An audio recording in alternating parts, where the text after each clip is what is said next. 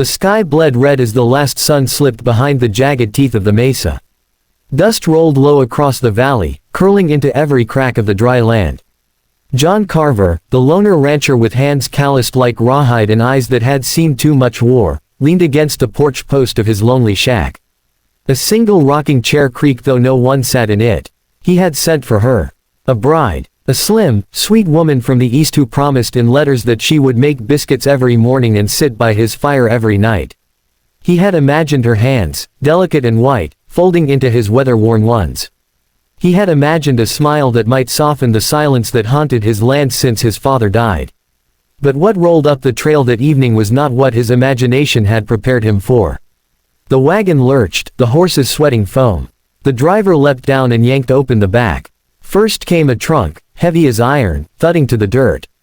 Then a shadow filled the opening. She wasn't slim. She wasn't delicate. She was wide in the hips, broad in the shoulders, her dress straining at the seams. Her cheeks glowed red from the heat, and she huffed like she'd wrestled a bear. She tried to step down, but the wagon groaned, and the step cracked beneath her weight. John's lips parted, his jaw hard as stone. This wasn't the woman from the letters. This wasn't who he'd been waiting for. The driver spat tobacco into the dirt. "Your bride, Mr. Carver." She lifted her chin, her dark eyes burning. "Name's Beatrice," she said, her voice deep and full, not a whisper but a storm. "And I reckon you're John Carver, my husband." The silence that followed was like the pause before a pistol fired. John didn't move. He studied her face, the heavy curls matted under her bonnet, the sweat that streaked her neck. She wasn't beautiful by the East's measure. But there was something there. Something raw. Something dangerous. "You ain't the woman I wrote to," John said at last, his voice gravel. "No," Beatrice admitted, her mouth twitching. "But I'm the woman who answered." Before he could speak, the driver slapped the horses, and the wagon rolled off, leaving a storm of dust between them. By the time it cleared, she was standing alone on his land, her trunk at her feet. John felt the weight of a choice pressing on him like a boot to the chest. Send her away, and the loneliness would stretch on. Accept her, and who knew what devils she carried. "Best come inside," he muttered, though the words nearly choked him. The lantern in his cabin flickered against the log walls. Beatrice's heavy steps made the floorboards moan. She looked around, her mouth set in a line. "Ain't much," she said. "It's enough," he snapped. She smiled then, slow and knowing, as though she'd seen through the armor he carried. Enough for now. That night, he lay awake, listening to her steady breathing from the other side of the room. His mind spun with questions. Why had the letters lied? Who was she really? And why did he feel the strangest pull, as though fate itself had shoved her onto his land? The next morning, before dawn, he saddled his horse. He meant to ride into town, to find answers. But when he stepped outside, Beatrice was already there, sleeves rolled up, splitting wood with his father's old axe. The blade bit deep, and her arms didn't falter. She swung again, harder than most men he'd known. The logs split clean in two. John froze. She glanced up, sweat shining on her brow. "You gonna stare all day, or you got work too?" He felt something shift in him then. Not trust. Not yet. But something close. For 3 weeks, she stayed. She cooked, though her biscuits were hard enough to break teeth. She worked, though she cursed louder than the cattle rustlers. In the saloon. And at night, she sat by the fire, her presence filling the room, making the shadows seem less sharp. Still, he kept his distance. Then came the night of the storm. The wind howled, rattling the shutters. The cattle bawled in the distance. John grabbed his rifle, knowing rustlers used storms to cover their raids. He strode into the night, rain lashing his face. Beatrice followed. "No," he barked. "Stay inside." But she shook her head, her dress plastered to her skin, her grip on the lantern steady. Together they reached the corral, and froze. Figures moved in the dark. 3 men, faces wrapped, knives glinting in the flash of lightning. John raised his rifle. A shot cracked. 1 man dropped. But the others rushed him, knocking the rifle from his hands. He fell into the mud, fist swinging. A boot slammed into his ribs, another into his jaw. The world spun. Then Beatrice screamed, not in fear, but in fury. She swung the lantern, flames exploding. 1 rustler caught fire, shrieking into the storm.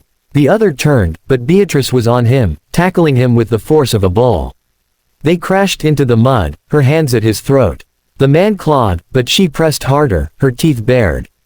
When John staggered up, rifle reclaimed, the last rustler lay still beneath her. Rain hissed on the dying flames. Beatrice rose, her dress torn, mud streaked across her face.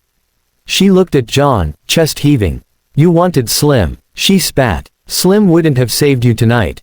His rifle lowered. For the first time, he saw her not as a mistake, not as a burden, but as a storm that had blown straight into his life. And he needed her. After that night, the land felt different. She wasn't just on it. She was part of it. She rode with him across the ranges, her laughter carrying on the wind. She faced down rattlesnakes with a shovel, and when a stranger in town called her, "too much woman," she bloodied his lip before John could blink. But whispers began. Men at the saloon muttered that she was too strong, too wild. Women in town turned their backs, whispering that she wasn't proper. Then, one afternoon, a rider came. A tall man in a fine coat, his mustache slick. He tipped his hat at Beatrice but kept his eyes on John. "You've got my runaway," the man said. John's stomach knotted. "She's mine," the man continued. "My wife. Ran off from St. Louis. I'll be talkin' her back now." John turned to Beatrice. Her face was pale, her fists clenched. "Don't listen," she whispered. "He's a liar." But the man pulled papers from his coat, waving them in the wind. "Signed and sealed. She's mine." John felt the ground tilt beneath him. She had lied. The letters had lied. And yet, he remembered her saving him, standing in the storm, her laughter across the plains. The man reached for her arm. Beatrice stepped back. "John," she said, her voice breaking. "Please, don't let him take me."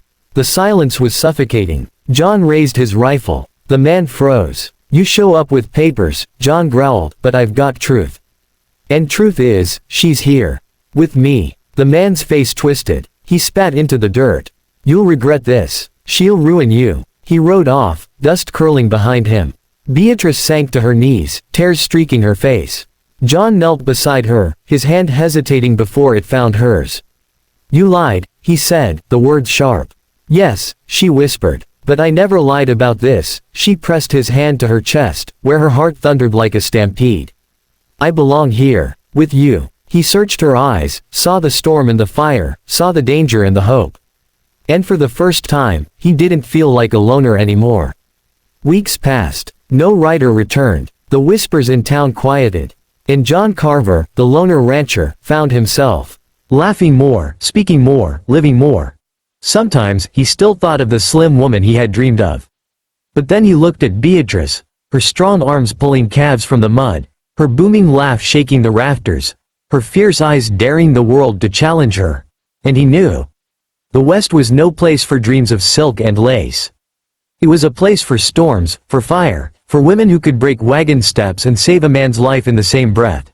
And as the sun bled red once more over the mesa, John Carver sat on his porch, Beatrice beside him, and for the first time in years, the silence of the land no longer scared him.